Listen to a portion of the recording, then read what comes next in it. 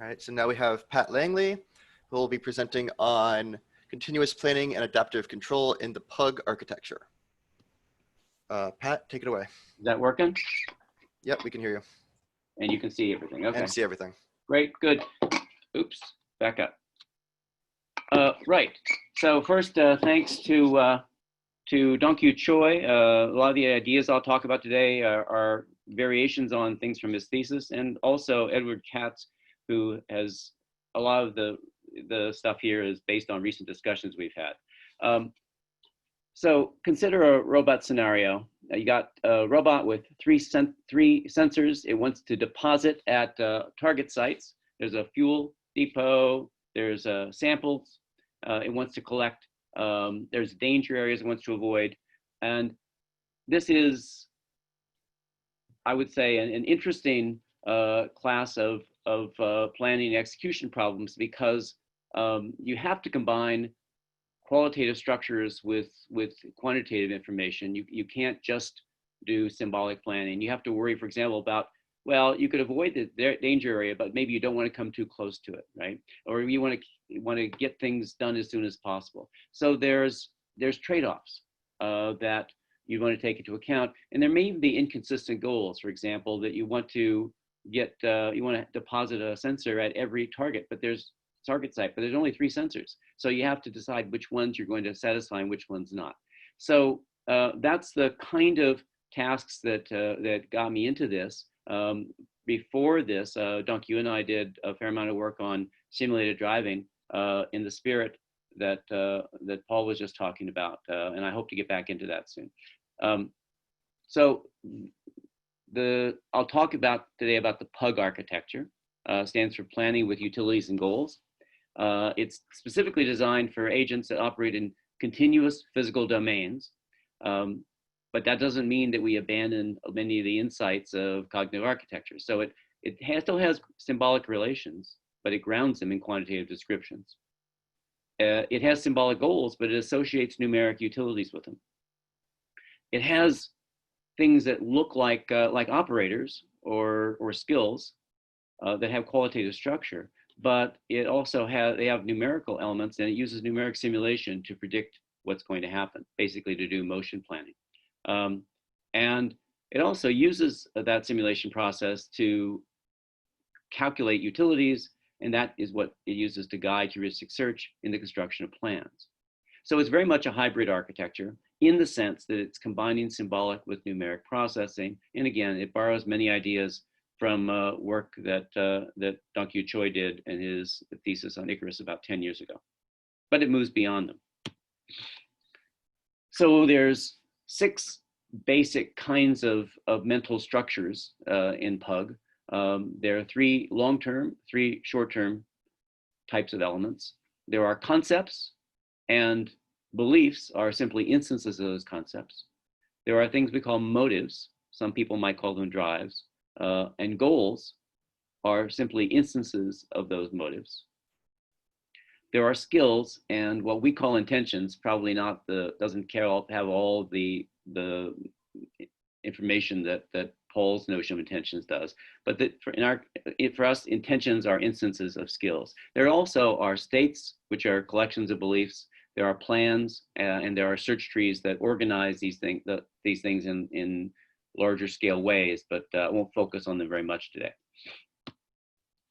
So let's just go through what these structures look like, and I'm sorry that I don't have time to give you examples.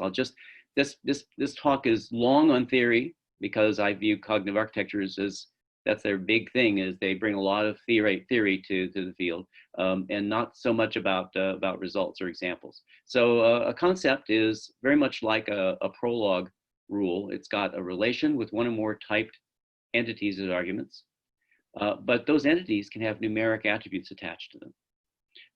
And there also are conditions that specify when the concept hold. And what's most interesting is that there are also equations, expressions, to tell you how to calculate higher order numeric attributes that are associated with the relationship. For example, if a robot is facing or approximately facing a target site, then there would be an angle and a distance between them. And those are computed from the attributes of the robot and the position and the target site itself. These can be organized in a hierarchy so that you have some concepts defined in terms of other concepts, and again, with higher and higher level numeric attributes calculated. Again, a belief is just a concept instance, and a state is a set of co-occurring beliefs. Then there's motives. Those are also rules, but they take as their head the name of a concept that's already defined. That is a conceptual predicate of the type I just showed you, and entities it relates. There are conditions on when that relationship, when that concept is desirable or undesirable. So goals can basically be turned on or off. There's positive and negative goals. And there's also a utility function. So unlike work and reinforcement learning, where there's a single function that gives you a value, this is saying that utility is distributed among all your concepts. Everything can in principle be value laden. And that is a function of numeric attributes. For example, if you want to stay away from a danger area, then there might be an inverse square law that would tell you what the value was. If you come too close, then you get a more and more negative value. These aren't defining concepts. They're specifying the value of goals under certain conditions. And a goal is, again, just an instance of a motive. Then there are derivative skills. These are like operators in strips and PDDL, except that they can take many cycles to carry out. There's again a skill name and typed arguments. There are numeric attributes of those arguments. There are conditions under which you can continue that. For example, you might only be able to move toward an object if you still have fuel. If you run out of fuel, you can't do it anymore. There are actions that you can execute, and those get executed each time you as you apply the skill. There are difference equations, basically differential equations that let you predict the changes that are caused by those actions. And there's termination conditions that tell you when you're done. And again, an intention is just a skill instance, but it may also have a trajectory that is computed through the state space. There are 3 levels of processing PUG. Each of them has its own cognitive cycle. There's a cycle for inferring beliefs, goals, and utilities, for mentally executing intentions and their trajectories, and at a higher level, carrying out heuristic search through a space of plans. So this is similar in spirit to Icarus. We've got planning is building on top of the mental execution, and that in turn builds on inference. There's also an extension to PUG called PUG-X that supports plan execution, monitoring, and replanning. I won't talk about that today, but it's interesting in its own right. So let me just go through these briefly. This is a few years old. I want to get to the new stuff, so I'm rushing through this. When PUG encounters a novel state during planning or during execution, it matches concepts to generate all the beliefs for that state, that hold for that state, along with higher level numeric attributes. It matches motives to find out which goals it should have. And then it uses those to calculate, for each belief that satisfies the goal, it calculates a utility, and including negated goals, which have negative utility. Now, the utility of the state is simply the sum of the utilities for all of the beliefs in that state. At the higher level, there's this mental execution or mental simulation of intentions.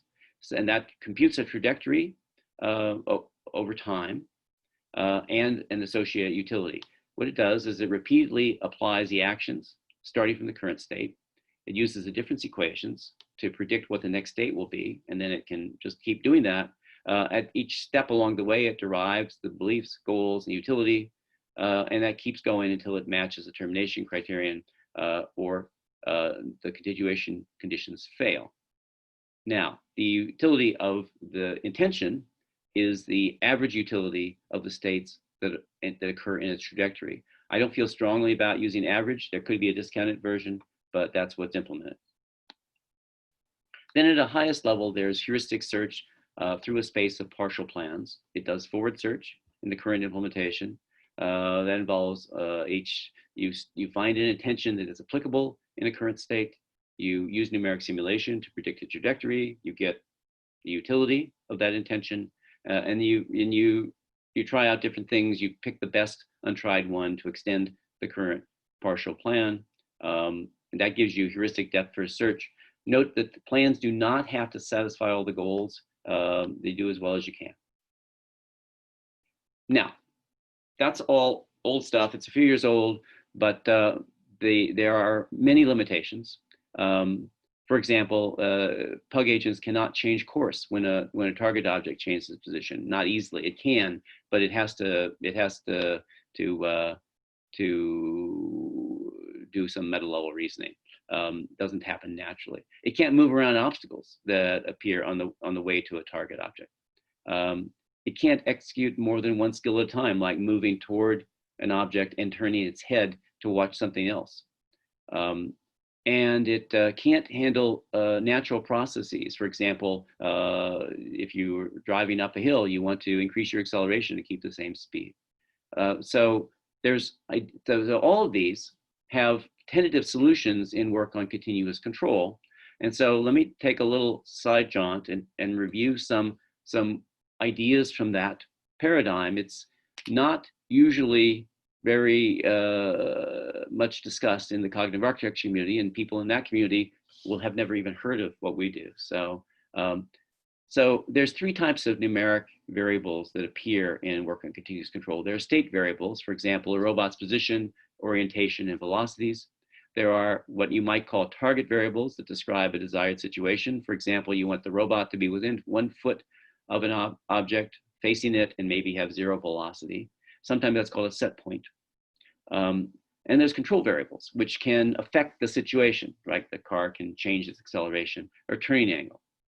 We want to include these in PUG, but we don't want to just, we want to attach them somehow to these cognitive structures we've discussed. There's also 4 kinds of functions or equations that appear in work on continuous control. There's control equations, where you specify control variables as functions of state and target variables. There's predictive equations, where you have basically differential equations for the state variables as functions of the state and control variables. There are update functions, which are similar, but they're derivatives of the state variable that are functions of the state and target variables, not the control variables. This is what you see with work on potential fields. And there's also, this is not often near as much in the control community, but there's things, utility functions. You see these in reinforced learning, where you have values or utilities that depend solely on state variables. So the question is, and there's 2 major paradigms that we've come across for continuous control. What you might call classic control approaches, like proportional control or PID controllers, where you use the control equations to calculate a control vector. You then use the predictive equations to figure out what the resulting state will be. And then you repeat until you approximate the target state. You don't actually need the predictive equations if you're just doing things in the world. If you want to do motion planning, you need them. Then there's potential field approaches, which are done a little bit the other way around. You have an update function, use that to calculate what your next state should be. Then you calculate, if there's more than one potential field, you sum their vectors. Then you invoke some control equations to figure out what the control vector would be. And you actually don't need to do this if you just want to do path planning. And then you keep doing that until the state change approximates 0. You can use either of these. They've both been widely used. And the question is then, how do we incorporate the ideas into PUG? They have strengths and weaknesses. For example, potential fields let you have multiple sources of influence, which is interesting. So anyway, these ideas, I claim, have implications for concepts and beliefs, motives and goals, skills and intentions, and processes for motion planning. But unlike work in continuous control, we want to keep important ideas like sequential plans. And to me, very important, the distinction between means and ends. So let's just tell you briefly, and this is very new and it's not implemented, how I'm planning to extend PUG to incorporate these ideas. In the new framework, we're still going to have concepts, but now they are graded, meaning that they can be more or less true. Donkey actually had something like this in his thesis, but we're revisiting it. So it's the same as what we had before, but there's also associated with derived numeric attributes, there's means and variances. So that you have kind of a central tendency in how much variation there is, giving you a prototype. And now a belief is a concept instance, but now it has a degree of match. Motives are also very similar. A big difference is that the desired relation is going to again be a graded concept that's been defined, and utility always is going to consider the difference between the current state and that prototype. So the utility function is actually very similar to a potential field, but it doesn't produce a state change. It produces just a scalar value, the utility. And then there's skills and intentions. These are the same, except that now we also have, in addition to the difference equations that talk about what changes occur, we're going to have control equations that specify the values of control variables. And these, again, are functions of the difference between the current state you're in and some target state. And that target state is also described as a single graded concept. And so again, that's what control people call a set point, but here it's referring to a defined concept with particular objects, and so it's going to have particular attributes and values. So this is going to give us fine-grained adaptive response, for example, to drive you toward, or for a negative goal to drive you away from a target concept. That's okay. Now, then there's also the notion of natural processes. If you can think of processes as like skills, except you don't have to do anything, right? So you might have an object will naturally fall to the ground or roll down a hill, at least if it's a certain shape. So this has, again, these look just like these skills, except that there's a process name with arguments. There's conditions under which they occur.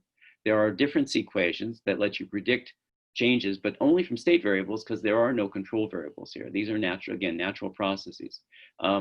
So that means there's no control equations and there's no termination criterion. These will run as long as their conditions are satisfied.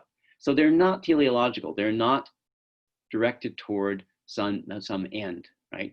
Although in some cases, for example, falling objects can look a lot like potential fields. In fact, potential fields are done by analogy with gravitational electrical forces. But they're not.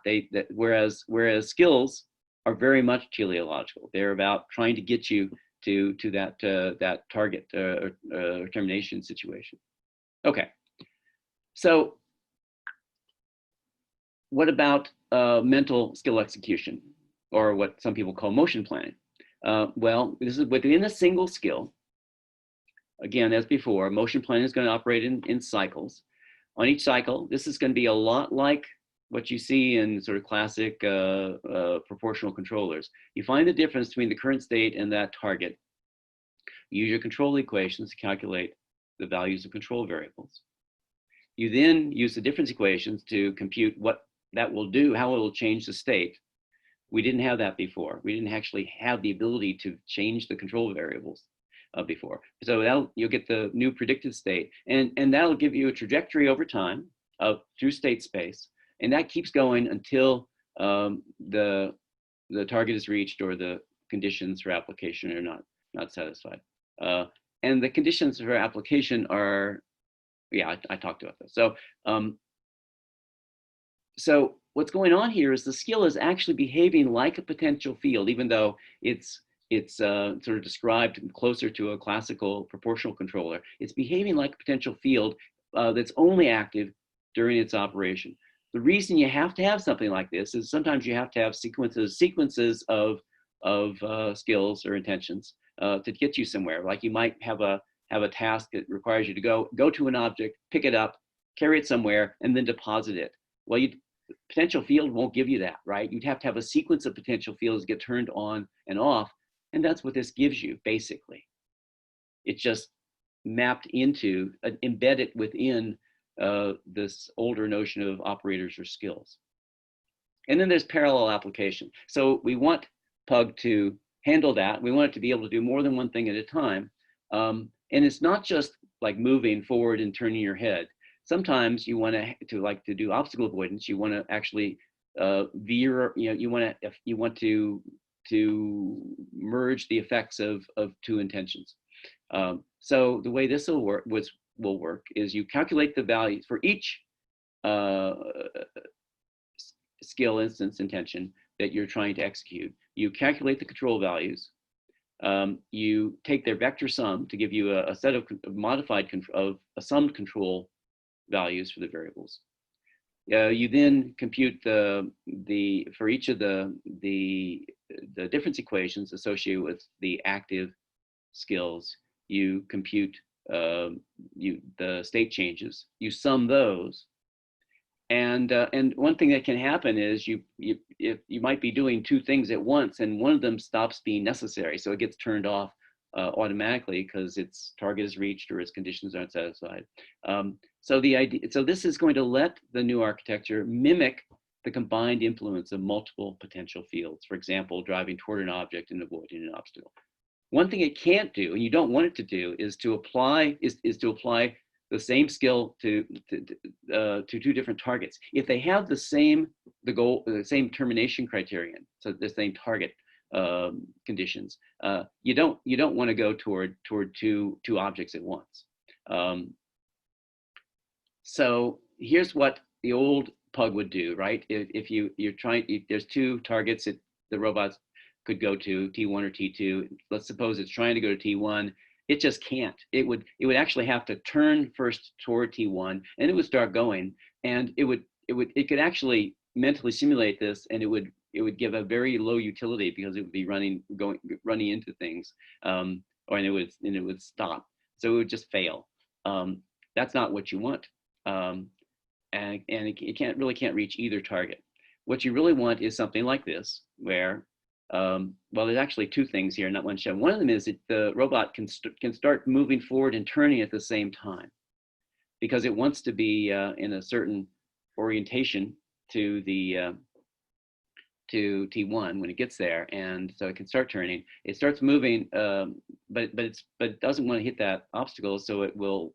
There's an obstacle avoidance intention skill that would push it away from this, and then once you get past that, it would be pulled back over toward T1. But then the other obstacle would push it up above, and so on. Just to be clear, this isn't by itself going to be enough. You can design layouts that will, like cul-de-sacs, where this kind of scheme will get stuck. So you still may need to introduce waypoints, although I don't think you would need to do that in this case. So that's where this is heading. Then at the higher level, we are going to have to modify task planning too.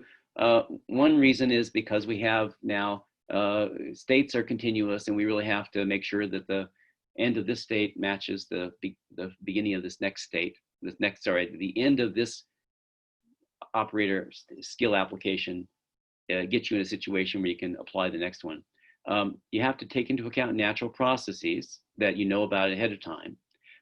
And the trickiest, I think, is that we have to deal with combinations of skills. We have to consider that, right? So rather than searching through a space of skill of intention sequences, we now have to search through a space of combinations of skill sequences. And I have ideas on how to do that in a reasonably efficient way, but I won't go into it now. Anyway, but that means that the plans are going to end up looking a little bit more like schedules, than traditional operator sequences, and I think that's fine. So, to summarize, so I reviewed PUG, which is a new Icarus-inspired cognitive architecture. It has long-term structures for concepts, motives, and skills. It has short-term structures for beliefs, goals, and intentions, and it associates utilities with states, intentions, and plans. If you want to read more about that, you can find papers on my website and in the ACS proceedings.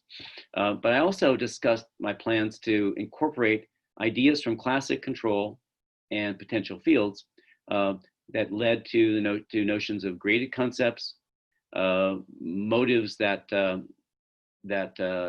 look at differences between whose utility is based on the difference between where you are and what you want to be true, and control equations that do the same kinds of things, and that sort of act like temporary potential fields that will draw you toward or away from things. With mechanisms for that will give you adaptive motion planning that lets you take into account natural processes and to execute actions in multiple intentions in parallel, that I think will produce a broader range of physical behaviors. So those of you who've known me for a few decades may recall that I've always been interested in getting cognitive architectures to deal with physical settings like this. And I know that people in the SOAR and ACT community have done a fair amount of this. But I just want to say I'm really trying to take seriously bringing in ideas from continuous control. And I think that the framework I've outlined has promise, and I hope to tell you more about it next year. Thanks. All right, thank you very much, Pat. We have a few questions in the chat, and we have about 4 minutes, although this is the last talk, so I think there's a big Q&A session after this with all the speakers. So the first question is from Ken Forbes. He asks, why doesn't PUG use qualitative representations like many robotics projects do? These include qualitative spatial representations, for example, Tony Cohn's work at Leeds, and representation of processes, for example, Michael Beats's work at Bremen.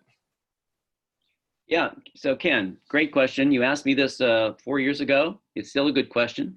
I think that, first of all, PUG doesn't have very much of any theory of spatial stuff. I mean, I agree that it would make a lot of sense to take some of Tony's ideas and put them in here. I would want to have the qualitative structures and have the option of having numeric annotations to them, as we did with I mean, PUG skills are basically like derivative strips operators with numeric information attached.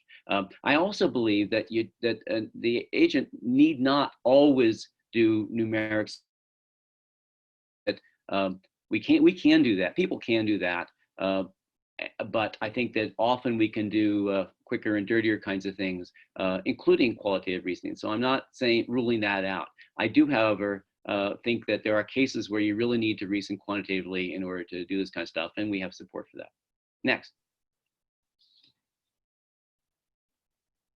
Other questions?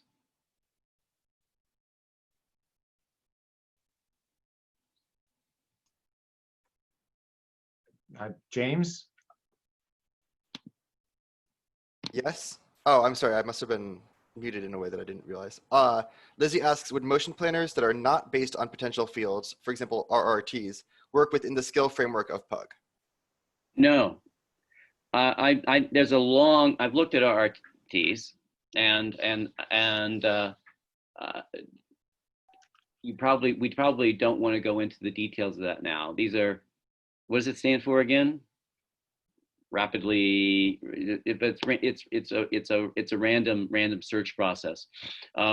That's when we get into waypoints, which we were going to have to do at some point. We will get some of the same effects of that, but I think that happens rarely. RRTs are way overkill, and they basically create a fine mesh grid and then do variations, some random variations on A-star search over it. That's not psychologically plausible, and you don't need it. And I'm much more interested in doing the kind of continuous control stuff that I'm talking about here. And I think that I think we will get a lot of the same capabilities. Now, that's an empirical question, so give me another year. All right, I think we have time for one more question before 5:30. Ron Sun asks, Pat, what if a plan fails? What if an intention is interfered with, etc.? Sure. Well, so again, I gave a talk on this at ACS 2017. There's a version of Pug called PugX that once it builds a plan, it then executes it. It actually compares the trajectories in the plan to trajectories it's observing in the world, and there can be different kinds of anomalies. For example, it may expect an intention to terminate by a certain point and it doesn't, so it knows something's wrong, or the utility may be off, or the goals may change. So it can detect that, and then it can replan. Now, it doesn't replan very intelligently right now, and we can do better on that. But sure, I mean, again, I didn't have time to talk about all of that. I focused on the version of Pug that does plan generation, but I assure you that that this all maps onto, because I mean, think about it. I mean, taking a lot of ideas from continuous control, which you can in some cases run without a planner at all. But I think that often you do have plans, and sometimes plans can go awry, and you do what you do. You plan over from where you are. All right, thank you.